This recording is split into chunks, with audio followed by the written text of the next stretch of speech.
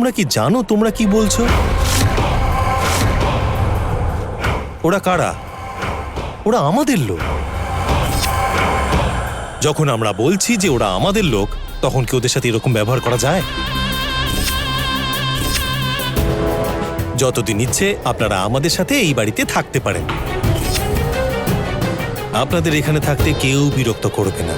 এটাকে নিজেদেরই বাড়ি ভাবুন। কর্ণ, তুই এসব কি বলছিস? তুই জানিস ওদের মেয়ে একটা নাগিনী, তারপরেও কিনা তুই ওদের হয়ে কথা বলছিস? ওদের এখানে থাকা অসম্ভব। আমি তো তোমাকে বললাম আন্টি, এখন থেকে ওনারা এইখানেই থাকবেন। তার মানে তুই আমার কথার বিরুদ্ধে যাবি? তুই এত বড় হয়ে গেছিস? দাঁড়াও তো। যখন কর্ণ কোনো কথা বলেছে, তার মানে সেই কথার কোনো মানেও আছে আর কোনো কারণও আছে।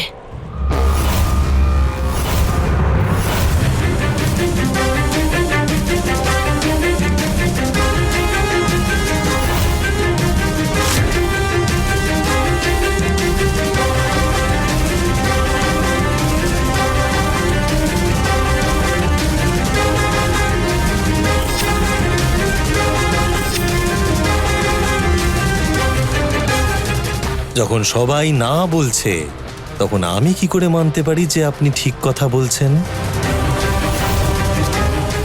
আপনাদের এখানে থাকার পেছনে অনেক কিছু কারণ আছে।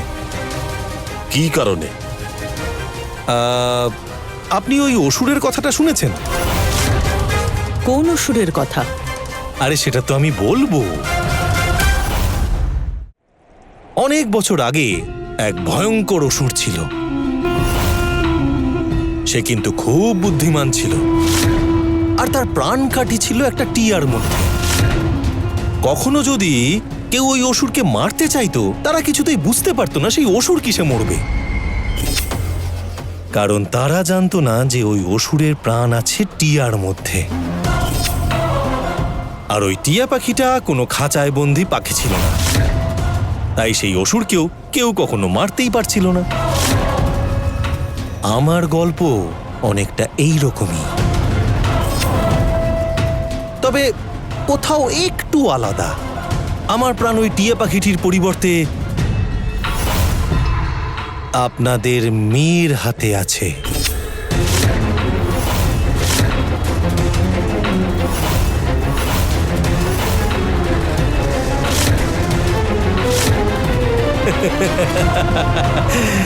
আপনারা কিছু বুঝতে পারছেন না, তাই তো? আপনারা সবই জানেন, আপনারা তো অনেক কিছু দেখেওছেন, তাহলে এখনো কেন বুঝতে পারছেন না? ওই অসুরটা হলাম আমি।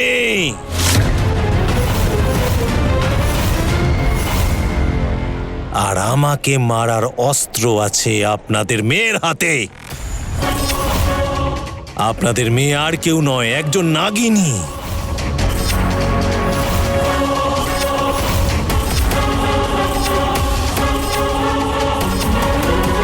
আর আপনার মেয়ে চায় আমাকে প্রাণে মেরে ফেলতে। আপনার মেয়ের সাথে আমার এই সংগ্রাম কিন্তু নতুন নয়। কয়েক মাস ধরে এটা চলছে না, বা কয়েক বছর ধরে। আমাদের মধ্যে এই যুদ্ধ 6 জন্ম ধরে চলছে। এটা আমাদের 7ম জন্ম। প্রতি জন্মেই আপনার মেয়ের মৃত্যু হয়েছে। তাহলে কি এই জন্মেও আপনার মেয়ে মরে যাবে? না, এই জন্মে আমি ওকে নিজের হাতে মারব।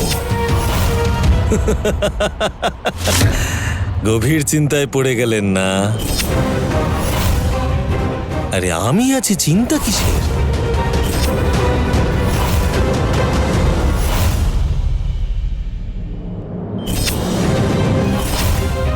আমার দিকে এভাবে তাকিয়ে আছো কেন সুনেত্রা?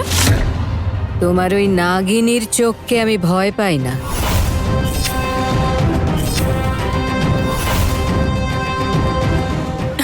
ডক্টর, অর্জুন কেমন আছে? Don't worry, he is out of danger. এটা কিভাবে সম্ভব? এত উঁচু থেকে পড়েও আপনার স্বামীর কিচ্ছু হয়নি? এটা একটা মিরাকল। আপনারা ভগবানকে ধন্যবাদ জানান।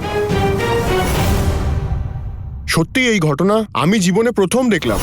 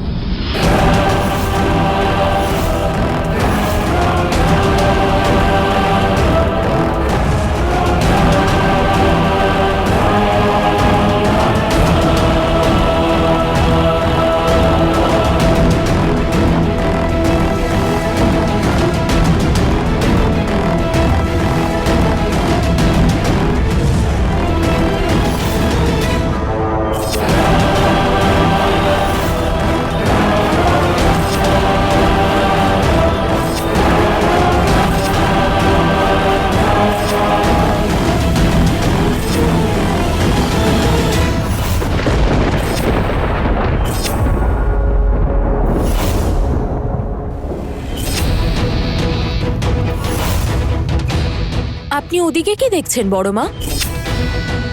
আপনার স্বামীর মাথায় খুব জোরে আঘাত লেগেছে, কিন্তু ও যতক্ষণ নিজে না জাগছে ওকে ডিস্টার্ব করবেন না।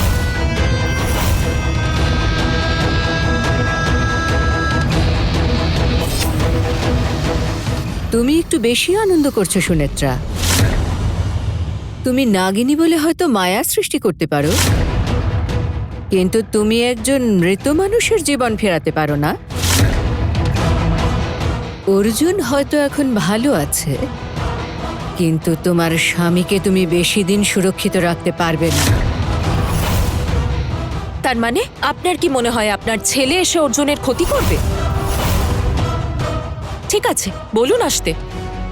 আমিও দেখব ও এখানে এসে কি করে ওর মৃত্যুকে এড়ায়। ভুলবেন না, ওর মৃত্যু কিন্তু আমার হাতেই লেখা আছে। আর ওকে মারার অস্ত্র আপনাকে তো ইতিমধ্যেই দেখিয়েছি। তাও আপনার মধ্যে এখনো এত আত্মবিশ্বাস? আপনি একজন সাধারণ মানুষ ছাড়া কিছুই নন। আপনার ইচ্ছায় আমাদের আর কোনো ক্ষতি হবে না। আমার অর্জুনকে আর কেউ ছুঁতেও পারবে না।